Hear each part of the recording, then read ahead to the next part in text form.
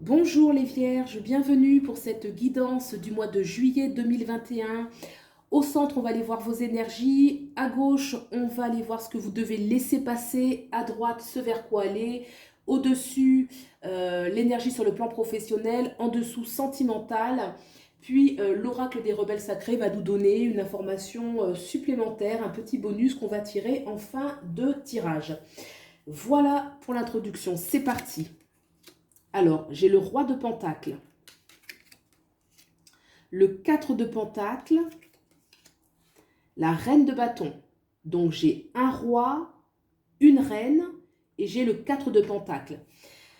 On sent beaucoup de stabilité, une force intérieure, un besoin aussi de sécurité, d'abondance, une certaine, oui, une certaine prospérité, mais ce n'est pas seulement ça. Il y a aussi un besoin il y a un besoin d'abondance, bien sûr, qui peut être un besoin d'abondance matérielle dans lequel vous pouvez être aujourd'hui, ou en tout cas vous aspirez à ce besoin d'abondance, mais il y a aussi avec cette reine de bâton un besoin d'affirmer aussi ce que l'on souhaite, comme si la sécurité matérielle n'était pas suffisante. On veut aussi manifester son désir, manifester sa personne, ses rêves, ses désirs, comme si on avait envie vraiment de vivre les choses avec une plus grande intensité et aussi se faire confiance. La reine de bâton, c'est quelqu'un qui a une personnalité qui est forte et qui va avant tout se faire confiance et elle va donc inspirer la confiance autour d'elle avec une grande capacité à communiquer ce qu'elle souhaite et à influencer positivement son entourage. Au centre, donc on a ce roi de Pentacle qui a une assise matérielle, qui a un certain... ça peut représenter un commerçant, ça peut représenter quelqu'un qui a une posture d'autorité, d'entrepreneuriat et qui va être à l'aise financièrement. Donc il y a pour moi, dans cette énergie ici principale, quelque chose, en tout cas ça peut être soit ce que vous vivez, soit dans vos aspirations.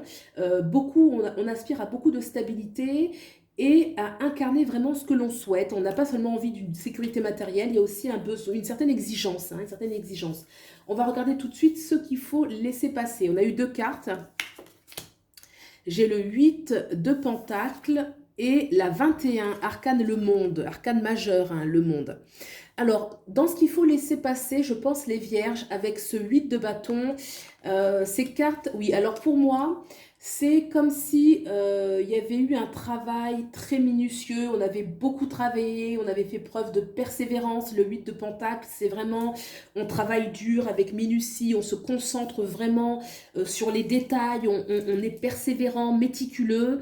Peut-être qu'on dit qu'il faut un petit peu lâcher prise, d'autant qu'avec le monde, c'est comme si on attendait peut-être une récompense ou une satisfaction, un accomplissement dans un type de travail. Et là, en fait, on demande de laisser passer, peut-être parce qu'il y a déjà une certaine abondance ou qu'on aspire à beaucoup d'abondance, mais qui peut être autre que matériel. Le roi de Pentacle, il est au centre. Donc, on voit quand même qu'il y a un besoin matériel qui peut être important ou une assise matérielle. Comme je disais, ça peut être un commerçant aussi.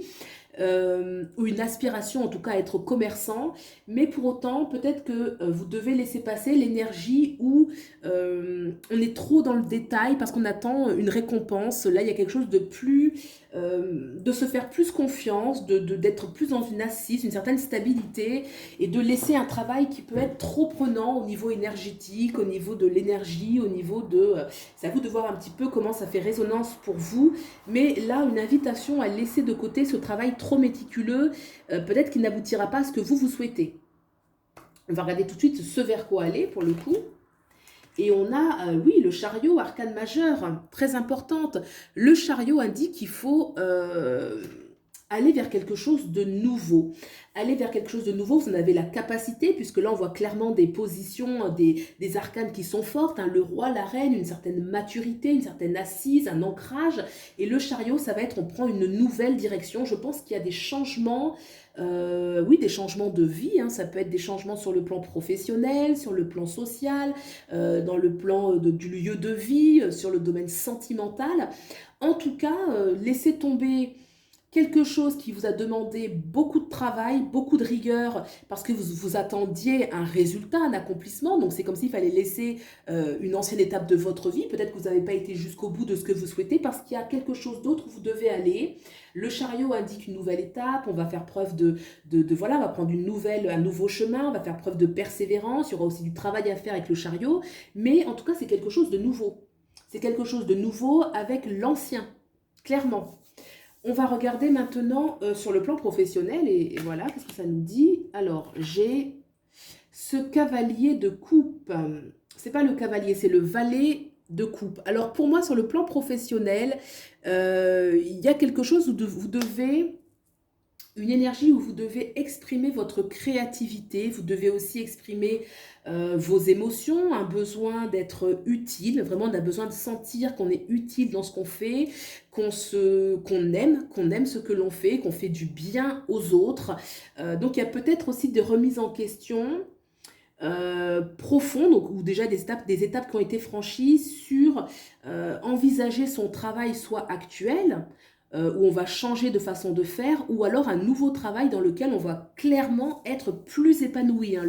Le valet de coupe, il y a une notion de plaisir, de don, de générosité, on se fait du bien et on apporte beaucoup aux autres.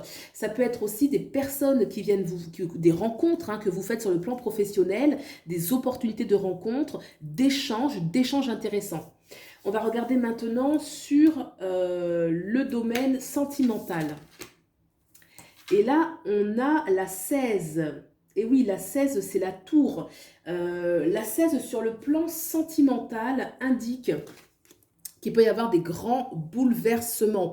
Ça peut être effectivement des croyances qui sont remises en question, des habitudes qui sont remises en question, des lieux de vie que vous changez radicalement, une notion aussi d'imprévu. Là, il y a quelque chose d'ancien qu'il faut quitter. On a mis beaucoup d'énergie. Moi, je parlais de travail, mais ça peut être aussi sur le plan, sur tous les plans en fait, hein, social, sentimental, de laisser passer quelque chose parce qu'on va vers quelque chose de nouveau. Et la tour, clairement, indique l'effondrement. C'est la symbolique même de la tour, de l'effondrement d'une situation. Donc, soit c'est au sein d'une relation, il y a des choses vraiment anciennes que vous devez laisser partir et que la relation renaisse à quelque chose de nouveau, ou alors c'est la fin d'une relation. On va tirer une carte, on va demander une indication supplémentaire pour cette tour. Un message supplémentaire pour la tour.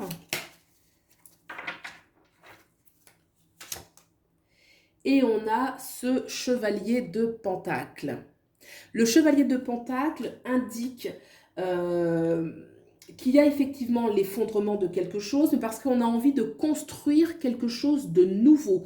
Alors c'est à vous de voir un petit peu comment ça fait écho. Est-ce que c'est au sein de votre relation? Est-ce que c'est quelque chose de nouveau?